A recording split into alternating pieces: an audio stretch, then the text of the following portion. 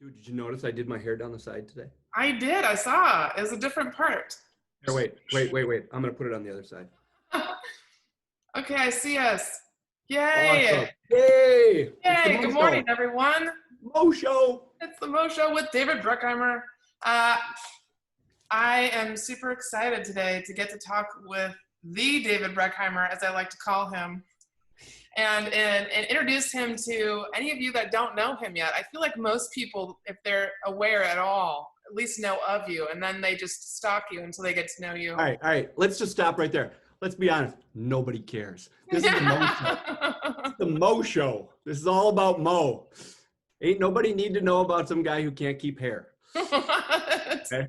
This is about the Mo Show. So this is, David's going to ask me all sorts of questions that nobody's asked me yet. And just as a side note, this is like another, I don't know what we call it. This is like just the beginning of us getting to start to work together. So I woke up today and I was like, I get to be interviewed by David. What the heck?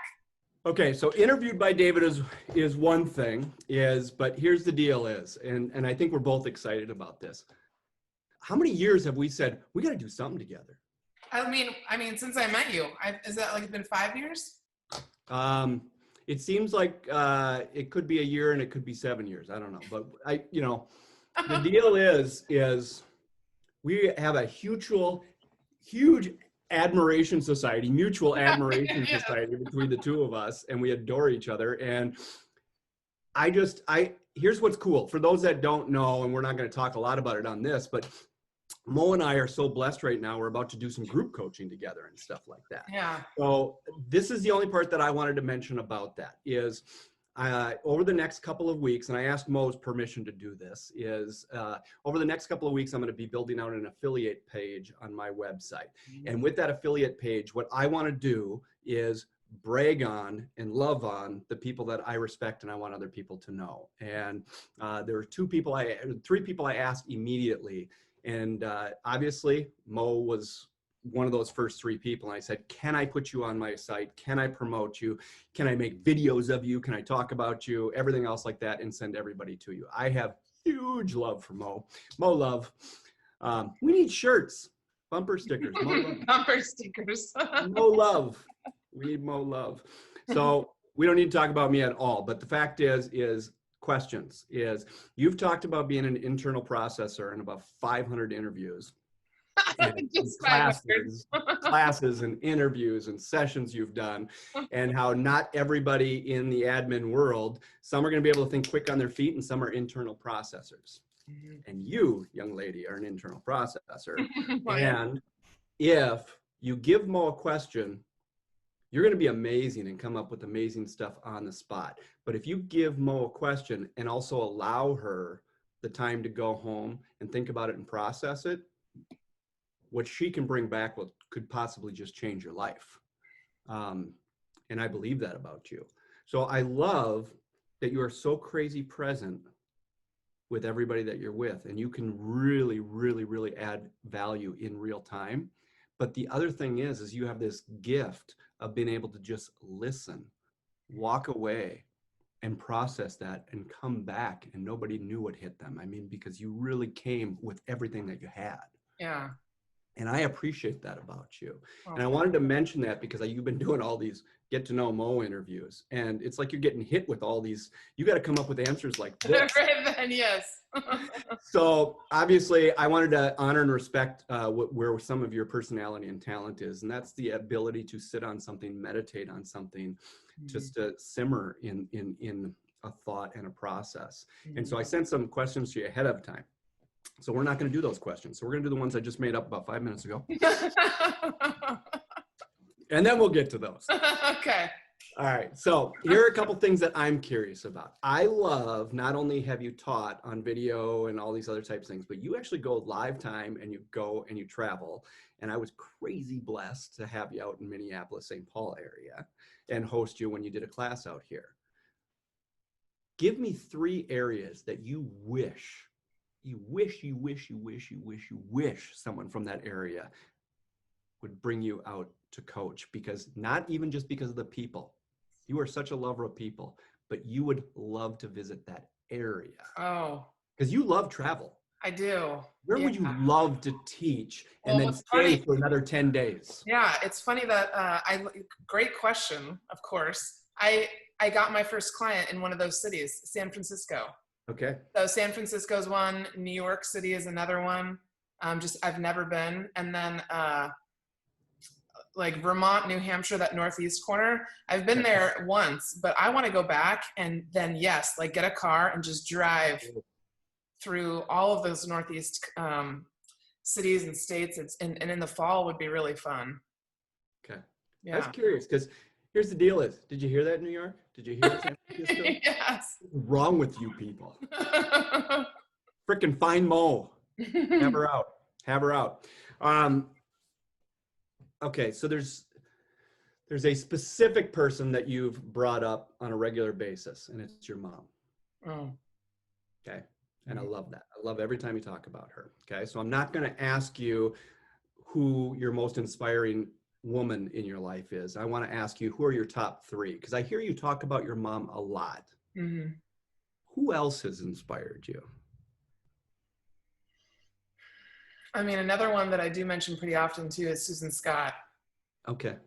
Because she's really become a mentor of mine. And as a female business owner, I once told her that for some reason I couldn't figure out why, but there's always been I'm a very much a people pleaser. I love to make people happy. I love seeing people joyful. And at the same time, I don't like being told what to do. And so it's this fierce kind of like stubborn side of me that I for a long time struggled with because I thought there was something wrong with that. And then one day she looked at me and she's like, that's exactly why I like you, is because you definitely have something in your head that you want to get done, that you want to do. And so she's definitely always been the kind of that reminder to just really own myself and be myself. And then as a third one, I mean, Enmei Mangels is definitely an inspiration for me. She's a newer one in the last couple years. And I think all these women center around not being afraid to be themselves. And I've really needed that in my life. I wasn't going to ask this, but I am going to just ask for you to share here's what I love, whether it be Susan Scott, whether it be Enmei, is you and I noticed that we do something very similar. So I love musicians. Okay. And I'm just never starstruck. Okay. Yeah. But so if I go to a BB King concert, I'm not trying to meet him because I can't wait to get his autograph and I'm just starstruck and stuff, but I needed to meet him afterwards. I wanted to feel his energy. I wanted to be in his presence and just feel what that was like. I wanted to know what his handshake was like, if it was sincere or if it was in passing or if he looked me in the eye. Yeah. When I met Miles Davis, there's some people that I just wanted to meet. Yeah. And here's what I love about what I've just watched from you.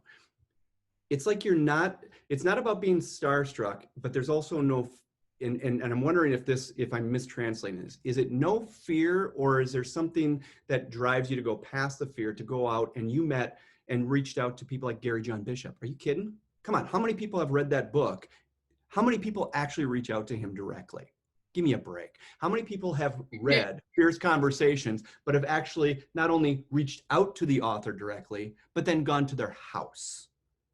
That's not normal, Mo. Yeah, I forget that sometimes. Okay, so talk to me about what the frick is that all about? What is it? Just you absolutely have an intuition just to do it, or is it like, is there something where it's purposeful and you have to push yourself? I mean, talk to me about that. Seriously, nobody reads those books and actually has any relationship with those authors. You actually do, and have you actually had them out to speak on your behalf, and you've been to their homes. What the frick? Come on. What the frick? Again, that's a question nobody's ever asked me. And the same with Anise Kavanaugh with Contagious Culture. And yeah. I think ultimately what happens is something I learned within the Keller Williams world at the very beginning was you'll never know the answer if you don't ever ask. Okay. And I used to be someone who just thought, oh, I shouldn't ask that. I shouldn't say that. I shouldn't try and go for that.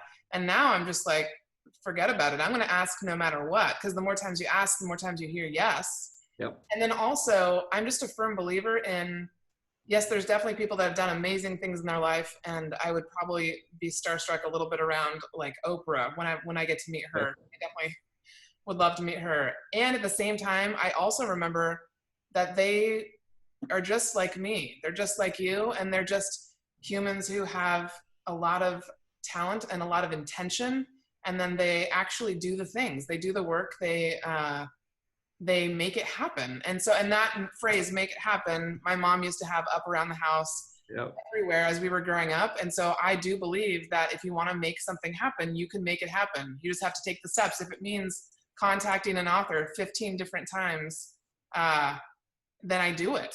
And so I really believe that part of my purpose is to bring people together and bring community together. And that includes people like authors and speakers. And yeah.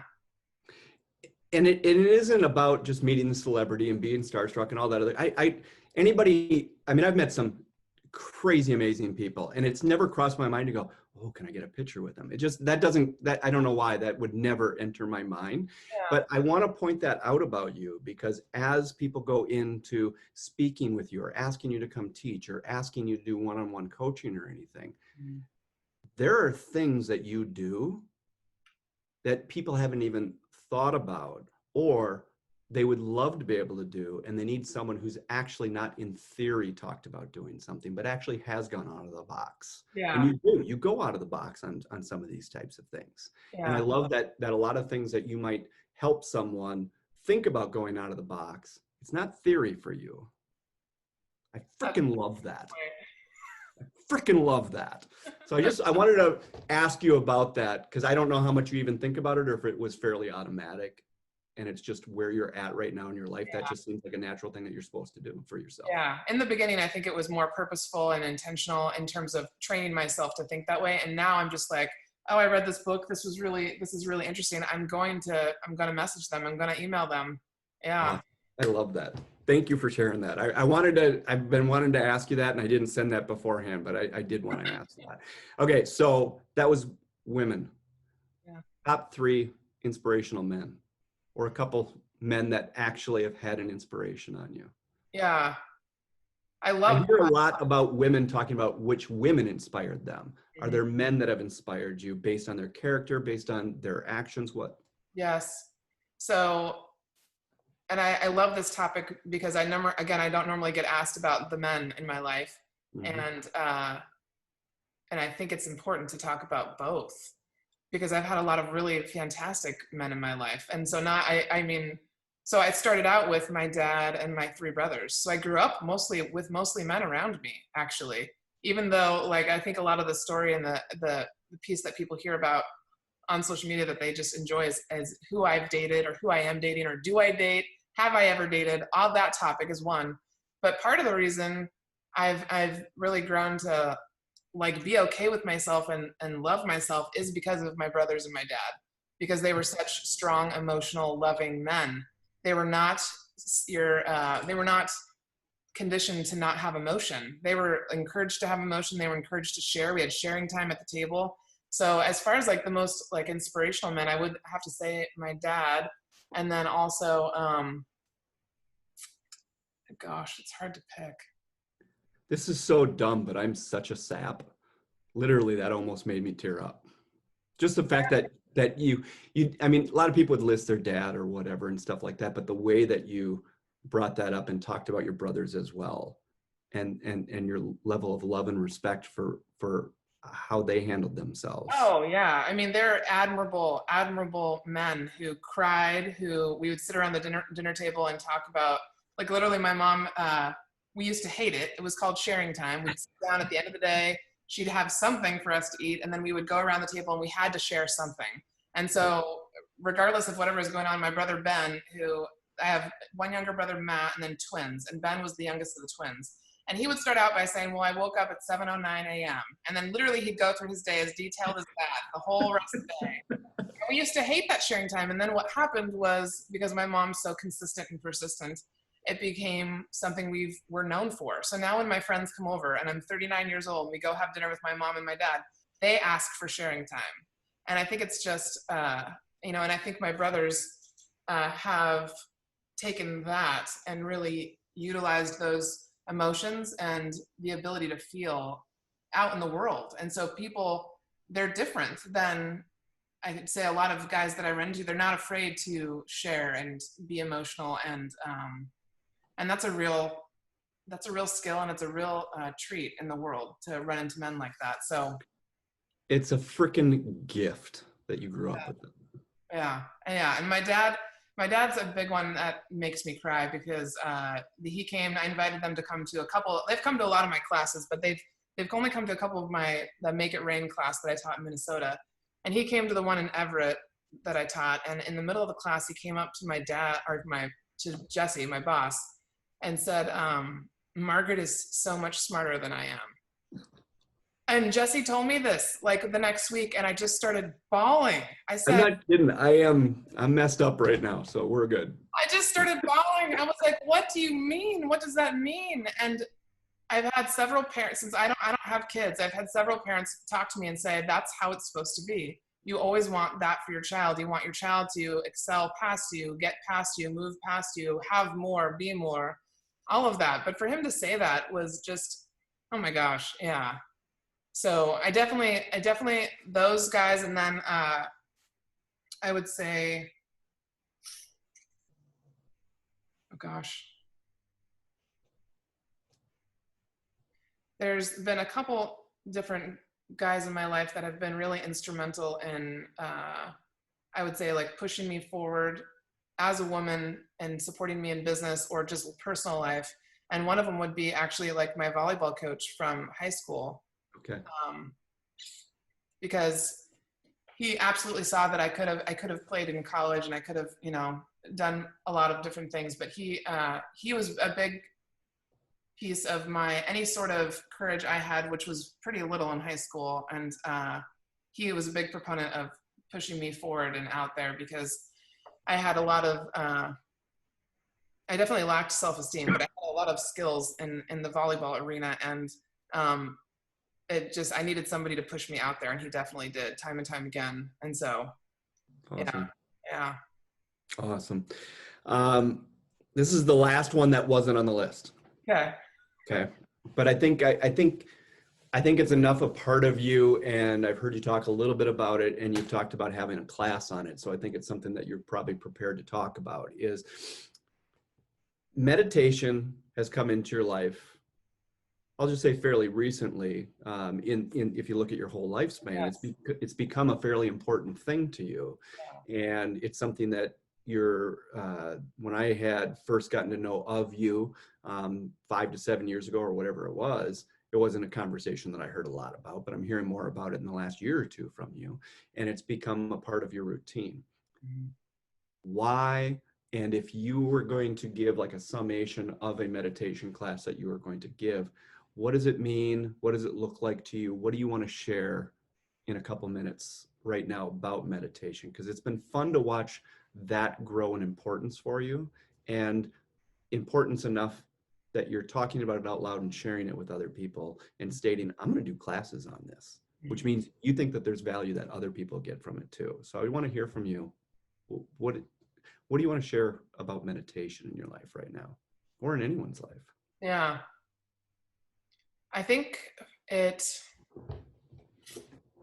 kind of like that. It was a topic for me that I'd heard about a lot, and I'd heard you speak about it at the time before I tried it. But it was kind of out here in this place where I was like, oh, I was trying lots of new things, and I was open to a lot of different things, but for some reason I still wasn't open to that as an option of something that could add value to my life. And I was hugely mistaken in that. Hugely mistaken. And so I like talking about things where I thought one thing and then I tried it and it completely changed my opinion and view on it, because I think it just is a good reminder to me to stay open and to try different things and to never knock something or judge something before you've actually done it. And probably part of it was because of the different religious and faith-based views that I was raised in a very open, which I've talked a little bit about, very open, loving Catholic family, not super traditional or based like not too, what's the word? Orthodox. Yeah, orthodox, legalistic, and so, but still, that meditation was very separate. Like that word and the concept was very separate from anything I'd ever been around growing up. And so I was introduced to it through The Miracle Morning, which was a book that I just had in the back of my head that I knew I had to do at some point. I finally pulled it off the shelf and I said, okay, I'm trying this. I'm doing what it says to do for the 40 days or whatever. And so what I realized was that because I am an internal processor, an introvert naturally, and and someone who's like totally okay with spending time by themselves, I didn't realize that meditation would be like that times 10 in a matter of minutes. And so when I realized how it affected how I felt physically and mentally, if I just did 3 to 5 minutes a day, Yep. I realized there was something here that is extremely powerful that I could utilize to keep my internal peace. And then as soon as I started doing that a year in, I was like, oh, this is actually, I can actually literally say this is life-changing. And that this needs to be a part of my work. This needs to be a part of something that I talk about. It would be a disservice to people if I didn't talk about it. And yeah, and now I want to teach about it, talk about it, be about it. I want people to openly know that if they think it's crazy, that's okay. But if they're open to at least talking to me about it and hearing the effects that it's had, that's the biggest thing for me, is that people are just open to trying it. And then I always say, I was saying this over and over again in that admin mastermind that I was talking in the other day about fear, that most people won't do it about anything. Like most people will just not try. And I think that's the saddest part, is if I can be a proponent in helping someone to just try something that could improve their life, I will have so much joy.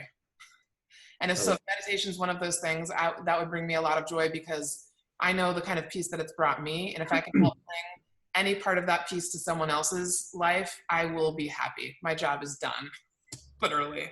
Yeah, and it's such a powerful thing for people that, I mean, obviously you know me well enough. I have a real interest in mental health as well. Yes. And so that's how I kind of found value in it for a long time and stuff. And so I end up getting a lot of calls from our mutual friends about that, you know, and stuff like that, and saying, I'm having a hard mental health, just walk me through a simple meditation. And so it's brought real value on a lot of different levels for people that people that don't feel that they have mental health, but they're just looking for something. And just the fact of not trying it, I love that eventually you did. And it was a life-changing experience for you.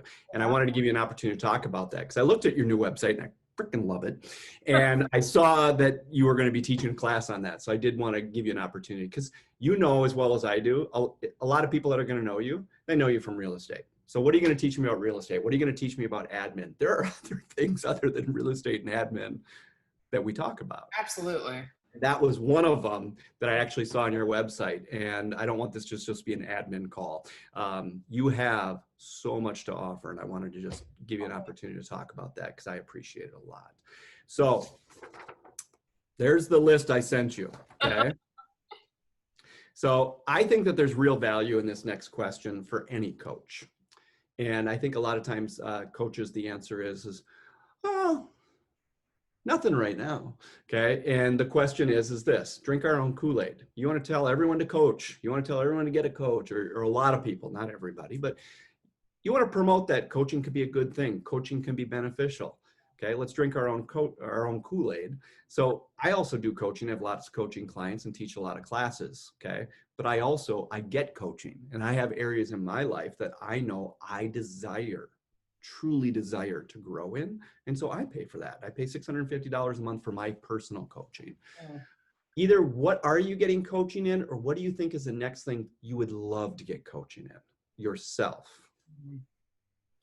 Well, I didn't really realize that I was being coached, but I am being coached currently by Kathleen Metcalf, really. And I know she probably wouldn't call it that, but she has been meeting with me weekly for the last 2-3 months, just to hear, like, for us, we've been feeding each other different business ideas and things, but she's really been a huge proponent in helping me get my business up and running, and just giving me advice, feedback, all of that. And so I've told her I want to officially get coached by her and pay her. And more importantly, when I thought about this question, there are 2 different aspects that I definitely want to search out and get coaching in. And one of them is with Anise Kavanaugh, specifically intentional energetic presence coaching. She does workshops and things like that.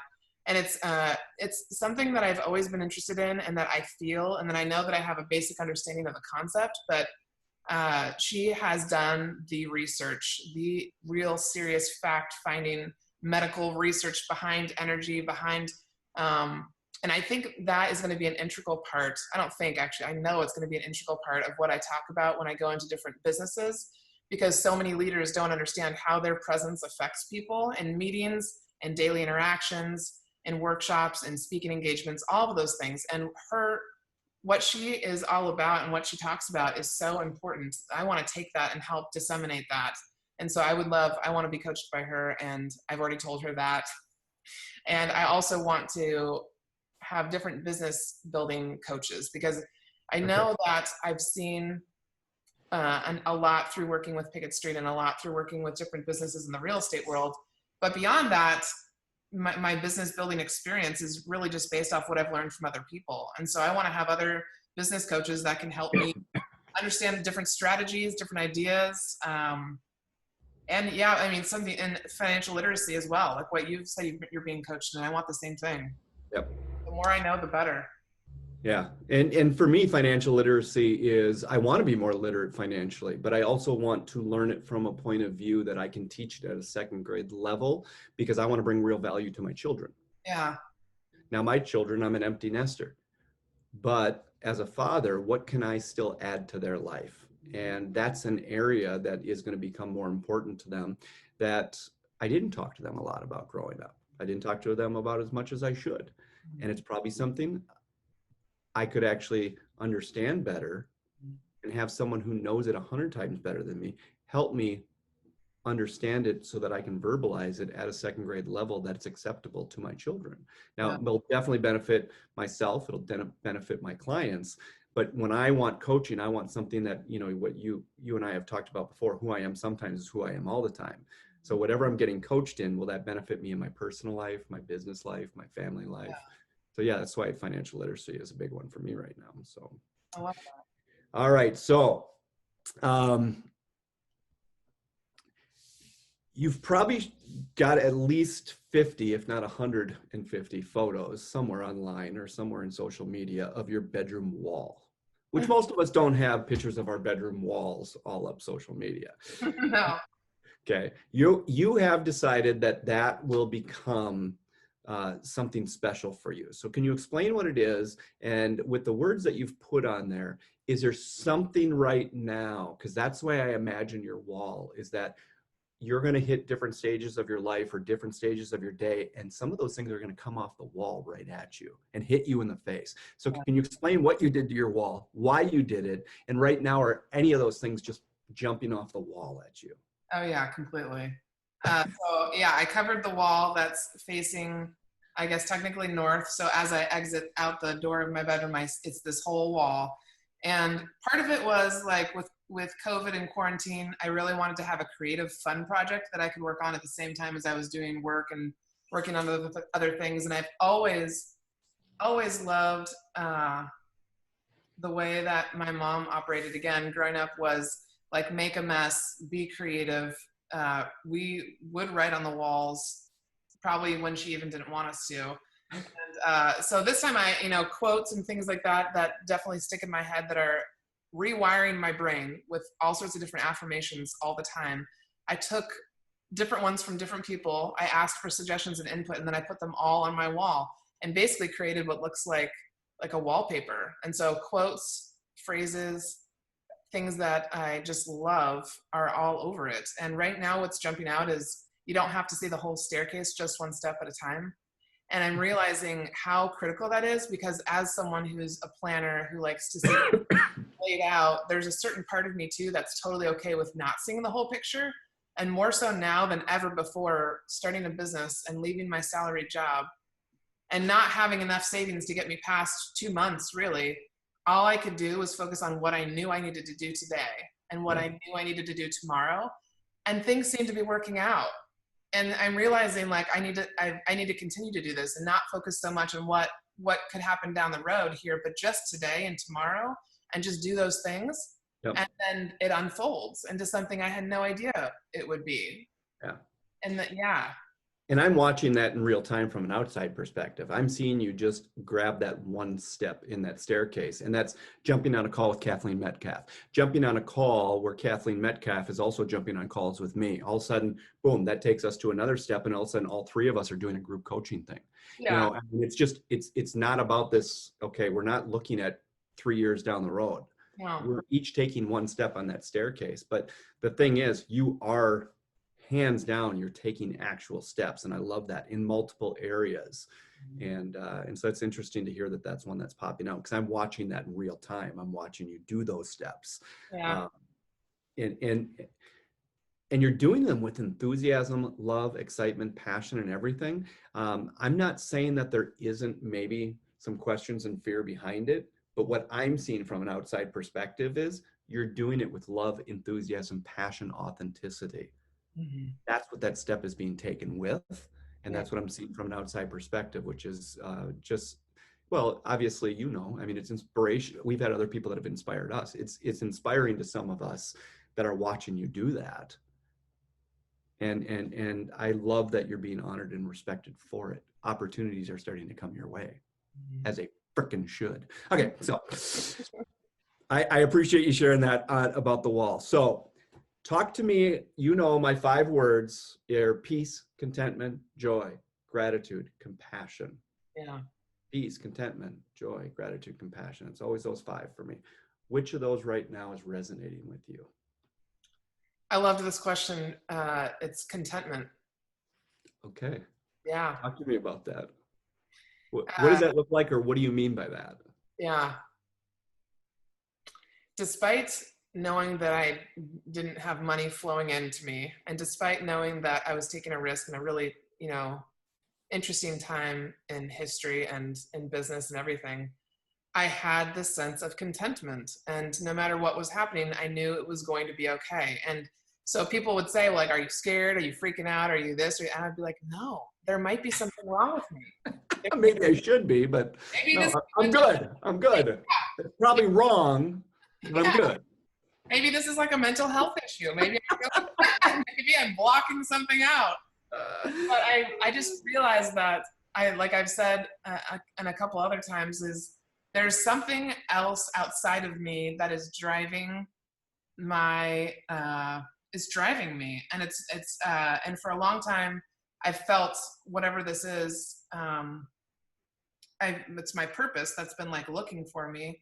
I've had to say no to it in a couple different ways, not in a big way, but I've had to say no to it because I haven't been my own business owner. I've been working with other people in their businesses. And for the first time, I don't have to say no. I get to say yes to everything. And so it just feels right. And it feels like whatever's supposed to happen will happen. And I've always said too, like, I like to go big picture, worst case scenario. Let's say I lose my house for some reason, like I can't pay my mortgage. I end up on one of my friends' couches and I just, you know, couch surf my way back to a house. Like I'm so fortunate and so blessed to have so many people around me that are blood related or not, family and friends, who support me and love me and want to have a place for me to stay, that I don't actually have to worry about being homeless. I don't actually have to worry about, you know, not having the basic necessities. So I think, you know, always having that in my mind and really being at peace with what I'm doing has given me this new sense of contentment that I've been looking for. And not that you're going to move to Minnesota, because I know you got no desire to do that, but I've always told you, Dean and I have Chateau Breckheimer over here. Oh, yeah. There's an available room with these empty nesters. I would not hesitate to come stay with you two. You get some good vegan cooking over here. Yes. All right. So with that question, you know, obviously I wanted to hear the other side of that. So there's those 5. Which one do you have an opportunity to grow in right now, or you'd like to grow in? And maybe at a different time in your life, because it was a different situation, you could have been strong in that area. It's just where you're at right now. You've got peace, contentment, joy, gratitude, compassion. Which of those 5? You know, when I had the time to internal process this last night, as I was looking at these questions, it honestly is the same. It's contentment, because I really feel like I feel it now, but I also really believe that this is my opportunity to work on it because I want to learn how to keep this feeling no matter what. And so I think this is my first opportunity that my life has given me to feel it, sit in it, and then recognize it and bring it back. And so if I lose it, because I know I will at different times, I'll lose that feeling. This will help me come back to it. And I think this is where I've had the most opportunity to grow. Yeah. And the way that I think of that is, you've got those 5, and the one that's resonating right now, you're getting a taste of it. Mm-hmm. And you just got a taste of something. You're like, now that you've had a taste of it, it's also like the thing that you desire the most right now. So it's an opportunity to grab more of it and more of it and more of it. And I'm sorry, I'm thinking about my wife's cooking again. All right. So obviously I could make this 2 hours long, but I don't want to do that. So there's a book that I know both you and I have read, and it is the 4 Agreements. We don't have to go through all 4 of the agreements or anything like that. Anybody who hasn't read that, I just adore those 4 agreements. Be impeccable with your word. Don't take anything personally. Don't make assumptions, and always do your best. Which of those right now, I love how all 4 of them fit together, but which one of those right now resonates with you, with where you are in your life? It would be the always do your best. Okay. Talk to me about that. I think there's it's for the first time, I don't feel any sort of, I know people love watching what I'm doing, and they want to see me succeed at a big level, and they want to see me do certain things, but I don't feel any outside pressure. Like, I know that they just love and support me, and it's the only person I have to compete against is myself. Okay. And so when I'm working on different things, I have to remember that there are a number of different things that I could be working on and doing at any one time during the day, the week, the month, what have you. And I always just remind myself to, just do the best with what you have right now. And nothing's going to be perfect. Like my website, I knew I had to set a launch date for myself because I just needed to set a date to it, right? Just put a deadline to it, make it happen. And it was about 48 hours ahead of time where I was not done with it, not happy with it. And so I just spent 4 or 5 hours putting myself into it. And then I sat back and I was like, oh, this feels good. Yeah, I'm happy with this. It's not perfect. There's not everything on there that could be on there, but this feels like me. And I'm more than happy to share this with whoever needs it to know what I'm doing and what I'm about and where I'm going. And that was such a great reminder to me that sometimes doing your best is just getting it done, because other people won't get it done, and other people get so stuck in that cycle of it needs to be perfect, that we don't ever get things done. And so I think doing my best is just a good reminder constantly that I'm always trying my best. And on those days when I don't want to get out of bed, I don't feel like talking to anybody, sometimes my best is staying in bed watching a movie or reading or sleeping or whatever it is that I need to feel better. When I've asked other people before on that, you're the first person who's answered with always do your best, which I think is interesting to me in the sense that right now you're doing new things and you're constantly, so everything is a little bit new. I don't think that coaching and I don't think that working with people is new to you, but doing it in the context that you're doing it. It all feels new. So, and I would encourage anybody who thinks that Mo is a new coach and a new person that's, whatever, working one-on-one with people, they're missing what's new here. I don't think a lot of that is new. I don't think a lot of what you're teaching is new. I don't think any of that kind of stuff. This is all stuff that you've been doing for years. You're just doing it under your own name, and that's what's new. And now putting your best into that under your name and your brand. But I've always watched you do your best under someone else's name and someone else's brand. And I'm excited about that. But I don't think that what you're doing, I want to make sure everybody realizes, oh, this ain't new for Mo. Are you kidding me? How many people come to you? I mean, nonstop for what you're doing under your own name now, but they've been coming to you anyways for years and years and years. The two that I hear a lot, and for those that aren't familiar with the book, I'll just encourage you to get it. Don't take anything personally is a hard one for a lot of people, I think. And then the other one is don't make assumptions. It's hard not to create stories in our heads. So those two seem to come up a lot. but where you're at in your life right now is curious kind of where you sit with this. So always doing your best. So that's good. That's awesome. I will not read through the 10 scrolls. Okay. You know, I want to, I want to read the I mean, I think you should just give into it if you want to. I want to frickin' read all 10 scrolls right now. But out of the 10, and any one of them that you choose that resonates with you right now, people will at least learn what one of the scrolls are. So which one of the 10 scrolls from The Greatest Salesman in the World has nothing to do with salespeople? This is a love story, and the guy happened to be a salesman. Oh, yeah. Okay. But anyways, is of the 10 scrolls and the 10 principles that they teach in that book, and I sent you a copy of the 10, what is the one that kind of resonates with you? Well, and this just reminded me that I really need to read this book. I can't believe that I haven't read it yet, because the one that I picked, I'm like, I really need to know what he talks about with this. It's today I will multiply my worth 100-fold. Okay, talk to me about that. So not having read it, but reading through you're going to love that chapter, by the way. The way he explains that, I cannot wait for you to actually physically read that. But that might have to be next on my list, because I've heard you talk about it so much. I want to multiply what I feel, what I want for the world, what I want for people, times 100. And I know that the best way to do that is to do what I'm doing. And so I want to make sure that I remember every single day that I'm affecting people that I don't even know. There's a ripple effect happening with you and I having this conversation right here on video, because it's going to live on Facebook, it's going to live on Instagram, and people are going to have the opportunity to hear us, and maybe they haven't ever met us. And the people that I know that are in my network, that are in my group, that are being affected by not just me, but by what we're creating, we don't even know the effects of that yet. And so I have to remember that every single day, that everything I do has an impact on someone that I don't even know. Yep. And I think that's so powerful that we forget. People think we have to do some huge big movement or some huge big deal to make change in the world. Actually, we don't. It's in every single interaction we have with people throughout the day. The grocery guy I see at the store, the lady in the aisle that I talk to who needs me to help her reach the milk because she's too short to get it. Like, every single thing that you do has an impact. And I think people forget that. And every day, it's just the small things, as crazy as it seems. And so I loved that. So that stuck out to me big time. All right. So when I'm done with this call, I'm just writing order book for Mo. Okay, so just assume you don't need to go get that book, because I'll send that. That's good.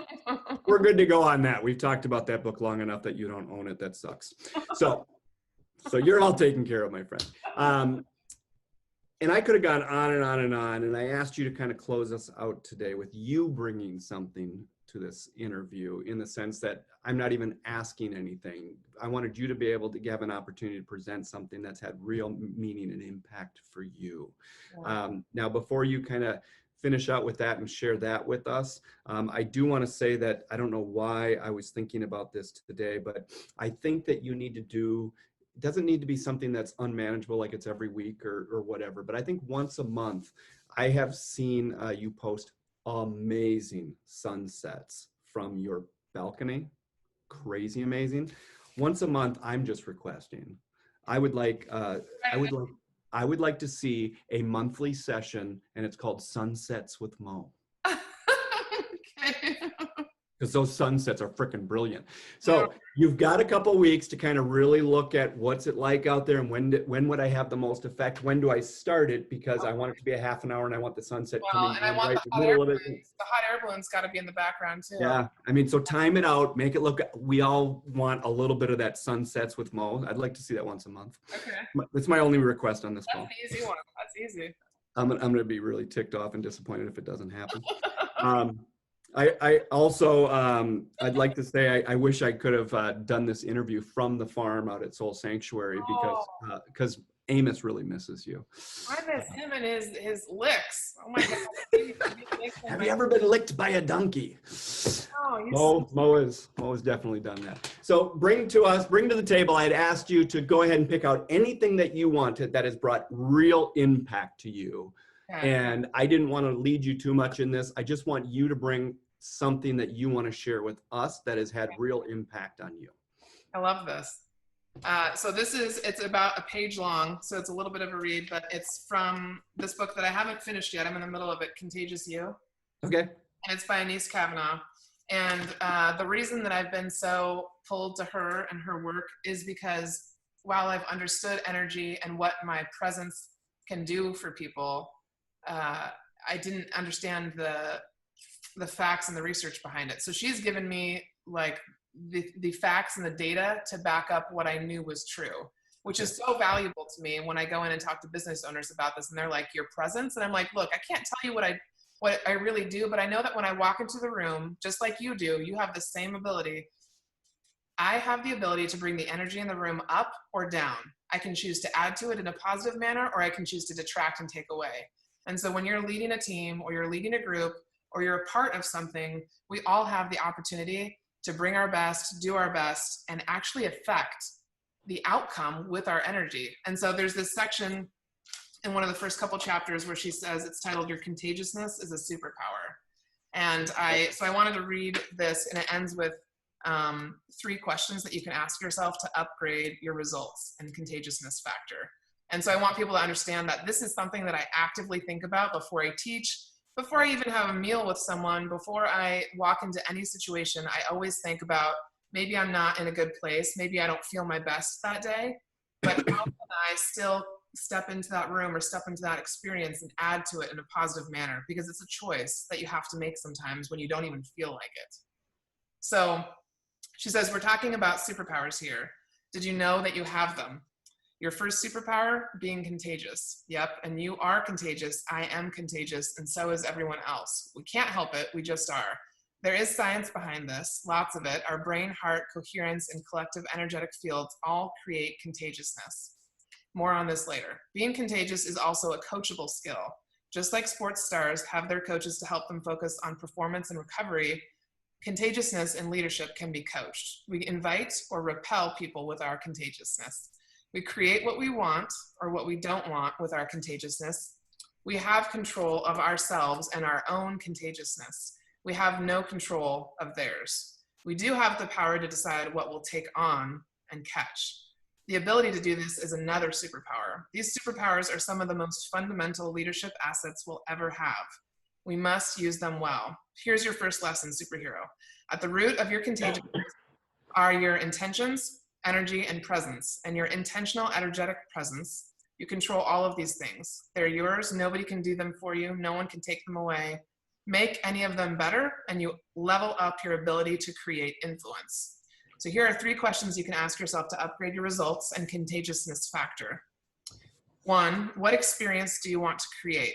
This can be with a project, a conversation, a workout, anything. Why? What's important about this to me? What and whom does it serve? Number 2, how am I showing up? Are my intentions, energy, and presence supporting my desired experience? The intention is what you want to have happen. The energy is the energy and stamina you're bringing to it. And your presence is how present you are and what you're projecting at this moment. And then 3rd, what's the littlest or biggest thing I can do to shift things in the right direction? So this may be a small tweak with IEP or a decision you need to make or a breath you need to take. It could also be a timeout, a truth that needs to be spoken, a mindset shift, or accessing gratitude, anything.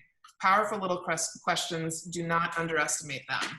And so I thought that was just a really good snippet that gives you an idea behind why I'm so intrigued and into what Anise has researched and put out there, and why I plan on collaborating with her and her company and what she does. I want to learn it fully, and then I want to take that and bring it into my work, bring it into the real estate industry, bring it into every business that I collaborate with, because that right there, I don't think people realize the opportunity they have in every single conversation. Even this conversation with you right now, I realized I had an opportunity to not only share about myself and my business with the people that are watching, but also to share with you and like actually have time to build off our friendship and relationship and partnership. And that is important to me. And so every single person that I get to interact with is an opportunity, always. This was crazy fun for me because I had to make a decision when I was thinking about the questions. I'm like, okay, but I already know Mo. So do I ask questions of Mo that I know, love, and adore, but I want everyone else to know? Mhm. Or can I ask questions that maybe I wouldn't know what the answers are, so that both they're learning something about her and I'm learning something about her? And I can't even tell you how much I appreciated that. Um, and the only request besides sunsets with Mo I'm gonna make, because you always do this. You take little clips of this stuff and it ends up on your Instagram and everything else like that. You had so many beautiful things to share. Just make sure that you're not sharing the parts of the clip where I'm talking. It's just you. This is all the Mo show, okay? Make sure that we're getting as much Mo as possible when you reshare this stuff. I just want to thank you for allowing me in your life, period. I mean, we've known each other for a number of years now. We've had mutual love, mutual respect. The fact that we get to work on a couple projects together right now is just freaking brilliant, crazy, I know. crazy, crazy good. I just want to encourage everybody, and I'm going to just repeat it one last time, is new but not new. Nothing Mo is really doing to a certain extent. There's a lot of what you're going to be doing and how you're going to be impacting people. That is not new. That is who you are. It is what you have been doing. But the fact that it's all under Mo's name at this point is new, and that's exciting.